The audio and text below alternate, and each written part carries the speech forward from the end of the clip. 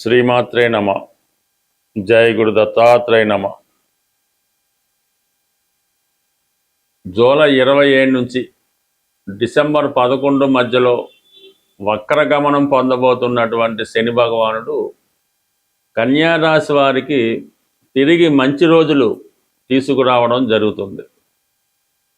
ఏదైనా శని ఒక రాశి నుంచి ఒక రాశి 2.5 సంవత్సరాల్లో మారుతూ ఈ 30 సంవత్సరాల్లో కేవలం 7.5 సంవత్సరాలు మాత్రమే ప్రతి ఒక్కరికి శుభ ఫలితాలు అందించడం జరుగుతుంది. మరి కన్యా రాశి వారికి ప్రస్తుతం 7వ స్థానంలో శని భగవానుడి సంచారం జరుగుతుంది.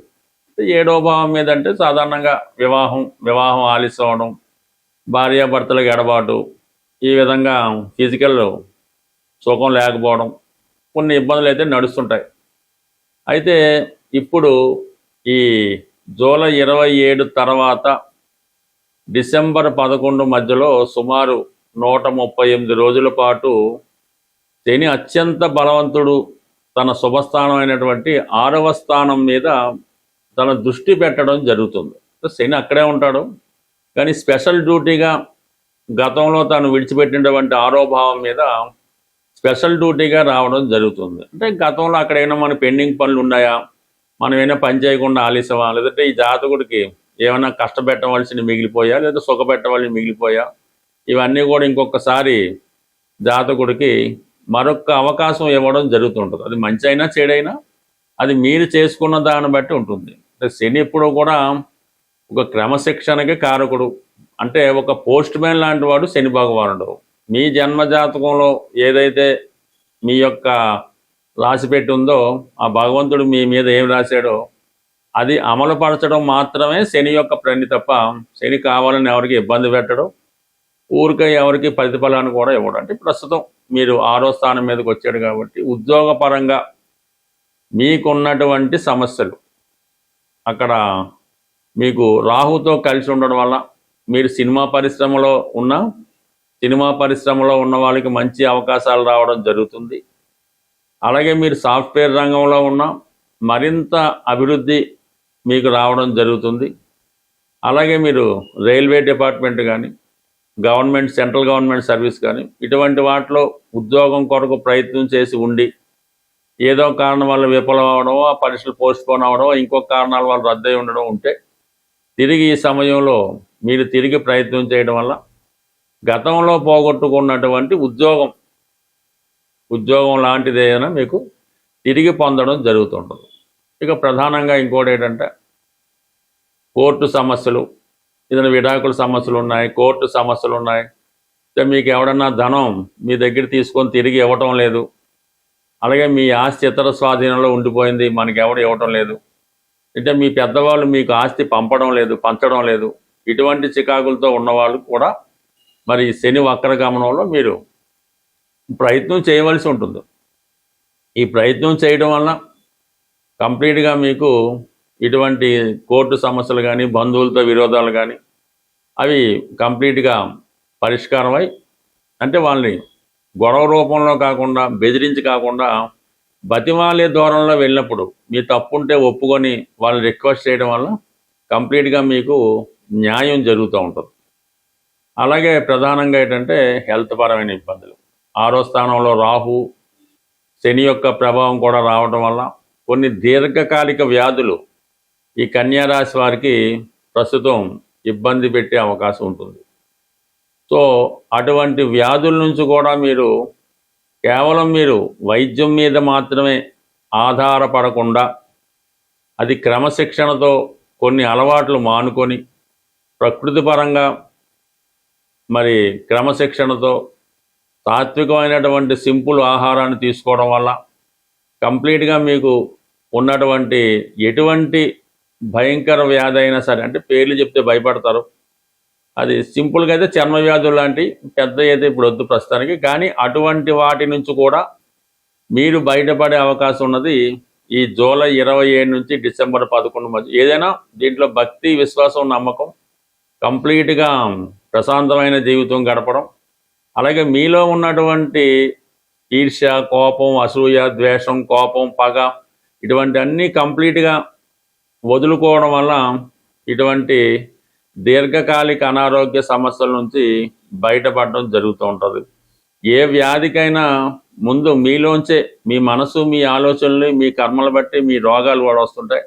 అవి మీకు మీరే ఈ విధంగా మిమ్మల్ని సాత్వికంగా మార్చుకోవడం వల్ల ప్యూరిఫైగా మరి ఆ హెల్త్ ప్రాబ్లం నుంచి బయటపడే అవకాశం ఉంది కాబట్టి. బట్ ఏదైనా భగవంతుడు మీకు ఇచ్చినటువంటి మరొక అవకాశం మీరు చేసే మీకు ఉన్నటువంటి అనారోగ్య సమస్యల నుంచి కానీ మీకు ఉన్నటువంటి ఇతర సమస్యల నుంచి కానీ బయటపడడానికి ఇది చాలా మంచి సమయం.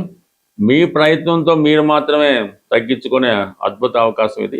శని భగవానుడు అంటే శని ఏ రూపంలో అయితేనే అర్ధాష్టమ శని, అష్టమ శని, ఏలినాడు శని ఈ విధంగా తన యొక్క అంటే శని 12 రాసులు మారడానికి 30 సంవత్సరాలు పడుతుంది. ఒక రాశి 2.5 సంవత్సరాలు. అంటే 30 సంవత్సరాల్లో కేవలం 7.5 సంవత్సరాలు మాత్రమే శుభ ఫలితం ఇవ్వడం జరుగుతుంది. మిగతా 22 సంవత్సరాలు కూడా జాతకుని ఏదో విధంగా ఏదో భావాన్ని బట్టి ఆ క్రమశిక్షణతో స్ట్రగుల్ ఇవ్వడం జరుగుతుంటుంది. అయితే శని పెట్టినటువంటి ఇబ్బందులు అంటే శని ఇబ్బందులు అనడం కన్నా శనిచ్చే అవకాశాలు ఉపయోగించుకోవడం అన్నది చాలా ఈజీ మాట. మీరు చేయవలసిందల్లా అత్యంత క్రమశిక్షణతో మన సాంప్రదాయాలు పాటిస్తూ పెద్దలు పెట్టిన నియమాలు పాటిస్తూ ఎప్పుడన్నా సరే ఎర్లీ మార్నింగ్ బ్రహ్మముహూర్తంలో లేగడం అన్నది అందరికీ సాధ్యం కాకపోవచ్చు. సూర్యోదయానికన్నా ముందు నిద్ర లేవడం, మధ్యాహ్నం నిద్ర అంటే అది ముసలి వాళ్ళకి రోగులకి ఎగ్జాంపుల్ ఉంటుంది తప్ప మధ్యాహ్నం అనేది నిద్ర ఎట్టి పరిస్థితుల్లో కూడా నిద్రపోవద్దు.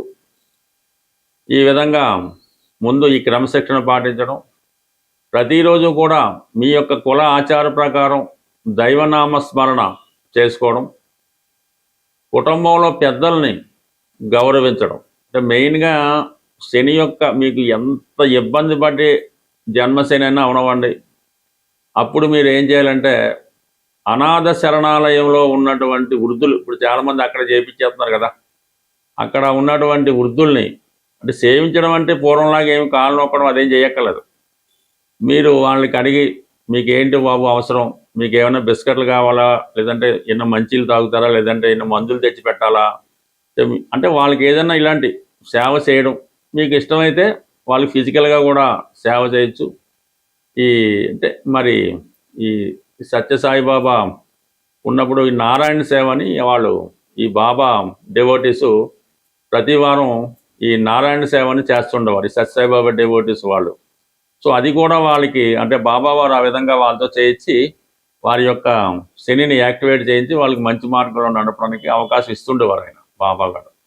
సో అలాగే రోగులు ఎవరైతే హాస్పిటల్లో రోగులు ఉంటారో ఆ రోగులకి సేవ చేయడం వల్ల మీరు మరణం లాంటి గండాన్నన్నా బయటపడే అవకాశం ఉంటుంది. అంటే ఆ మరణాన్ని నుంచి కూడా బయటపడవచ్చు. అంటే మీరు హాస్పిటల్లో చేరే అవకాశం ఉంది, మీరు హాస్పిటల్లోకి వెళ్ళి అక్కడ రోగులు సేవ చేయడం వల్ల అది ఆ విధంగా న్యూట్రల్ అవుతుంది. ఇది మాస్టర్ ఈకే గారు ఇటువంటి రెమెడీస్ వారి యొక్క భక్తులతో చేయించి వారి యొక్క దీర్ఘ రోగాలను కూడా ఆయన తగ్గిస్తూ ఉండేవారు. అంటే ఏదైనా శని సేవ చేయడం అది ఎవరికి ఎవరైతే తన పనులు తాను చేసుకోలేరో వృద్ధులో బలహీనతో వాళ్ళకి చేయాలి తప్ప బాగా ఆరోగ్యంలో ఉన్నవాడికి మీరు ఎంత సేవ చేసినా పెద్దగా ఉపయోగం లేదు. పైపెచ్చి అది మీకు ఇంకో విధంగా ఇబ్బంది పడే అవకాశం ఉంటుంది. కాబట్టి ఈ నియమాలు మీరు అంటే బయట వారికి సేవ చేయడం బయట వారికి భోజనం పెట్టడం కాకుండా మీ ఇంట్లో ఉన్నటువంటి మీ తల్లిదండ్రులకో తాతగారికో అమ్మమ్మలకో నాన్నలకో వారికి ముందు సేవ చేయవలసి ఉంటుంది. వాళ్ళ గురించి పట్టించుకోకుండా ఏదో వేరే వాళ్ళకి సేవ చేయడం వాళ్ళకి మంచి చెడ్డలు చూడడం అది మీకు మరింత పాపాన్ని మూటగడుతూ ఉంటుంది. ముందు మీ ఇంట్లో ఉన్నటువంటి వృద్ధులకు ఎటువంటి కష్టం రాకుండా చూడటం, వారికి ఏదైనా అవసరం వచ్చినప్పుడు ఆత్మీయంగా వాళ్ళని పలకరించడం, అవసరమైతే వాళ్ళకి ఫిజికల్గా సేవ చేయడం, వాళ్ళ అవసరాలకి మంచి దుప్పటం మంచి పడక ఏర్పాటు చేయడం, శుభ్రమైన ఆహారం పెట్టడం, వాళ్ళు పడుకునేలాగా మంచి పడక ఏర్పాటు చేయడం, వాళ్ళకు రూమ్ ఏర్పాటు చేయడం, ఇవన్నీ చేయడం వల్ల మీకు 100% అంటే ఈ శని భగవానుడు కేవలం తన ప్రభావాన్ని మీ మీద కాకుండా కుటుంబం మొత్తం మీద ప్రభావం చూపుతుంటాడు. అంటే మీరు చేసేది తల్లిదండ్రులకు పెద్దవాళ్ళకు సేవ చేస్తే రేపు మీ సంతానం మీకు సేవ చేయడం జరుగుతుంటుంది. ఇది ఏదైనా శని కర్మకారకుడు. మీ కర్మల్ని బాధ్యతల్ని కరెక్ట్గా చేస్తే మీరు ఏ దేవాలయానికి వెళ్ళక్కర్లేదు, ఏ దాన ధర్మాలు చేయక్కర్లేదు, ఏ పుణ్యక్షేత్రాలు దర్శించక్కర్లేదు. మీ పెద్దవారిని సేవ చేస్తూ అలాగే ఇతరులకు కూడా ఇబ్బందులు లేకుండా చూడడం. కేవలం మీ పని వాళ్ళు కూడా ఉంటారు, మీ డ్రైవర్లు ఉంటారు, ఇంట్లో పనిచేసే వాళ్ళు ఉంటారు, వాళ్ళ పట్ల కూడా వినయ విధేయతలతో వాళ్ళ అవసరాలు ఏమైనా ఇబ్బందులు ఉంటే వారి అవసరాలు తీర్చడం వల్ల కూడా మీకు ఈ శని యాక్టివేట్ అవుతుంది. అలాగే మీ యొక్క వ్యాపార వ్యవహారాలు కూడా చాలా అనుకూలంగా రావడం జరుగుతుంటుంది. బట్ ఏదైనా శనిని కంట్రోల్ చేసే శక్తి మీ చేతుల్లోనే ఉంది. అది మీరు ఎంత కష్టపడి చేసుకుంటే మీ యొక్క అభివృద్ధి, ఆరోగ్యం, ఐశ్వర్యం అంత అనుకూలంగా ఉంటుంది. స్వస్తి.